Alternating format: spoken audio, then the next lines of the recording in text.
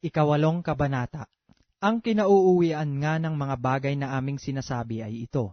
Mayroon tayong isang dakilang saserdote na nakaupo sa kanan ng luklukan ng karangalan sa mga langit, ministro sa santuaryo at sa tunay na tabernakulo na itinayo ng Panginoon, hindi ng tao. Sapagkat ang bawat dakilang saserdote ay inilagay upang maghandog ng mga kaloob at ng mga hain naman. Sa ganito'y kinakailangan din namang siya'y magkaroon ng anumang ihahandog.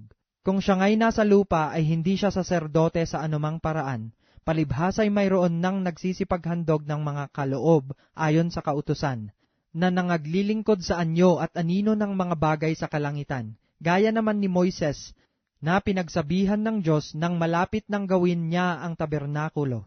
Sapagkat sinabi niya, ingatan mo na iyong gawin ang lahat ng mga bagay ayon sa anyong ipinakita sa iyo sa bundok.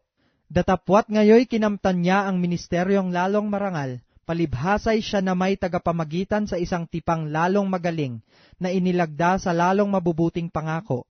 Sapagkat kung ang unang tipang yaon ay naging walang kakulangan, ay hindi na sana inihanap ng pangangailangan ang ikalawa. Sapagkat sa pagkakita ng kakulangan sa kanila, ay sinabi niya, narito, dumarating ang mga araw.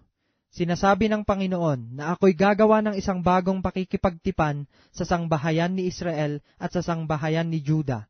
Hindi ayon sa tipang aking ipinakipagtipan sa kanilang mga magulang ng araw na sila'y aking tangnan sa kamay, upang sila'y ihatid sa labas ng lupain ng Ehipto, sapagkat sila'y hindi nanatili sa aking tipan, at akin silang pinabayaan, sinasabi ng Panginoon.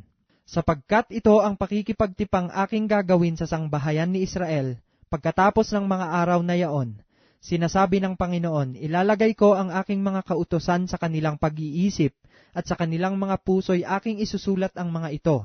At ako'y magiging Diyos nila, at sila'y magiging bayan ko. At hindi magtuturo ang bawat isa sa kanyang kababayan, at ang bawat isa sa kanyang kapatid, na sasabihing, kilalanin mo ang Panginoon, sapagkat ako'y makikilala ng lahat, mula sa kaliit-liitan hanggang sa kadaki-dakilaan sa kanila, sapagkat ako'y magiging mahabagin sa kanilang kalikuan, at ang kanilang mga kasalanan ay hindi ko naaalalahanin pa. Doon sa sinasabi niya, isang bagong tipan, ay linuman niya ang una, datapwat ang nagiging luma at tumatanda ay malapit ng lumipas.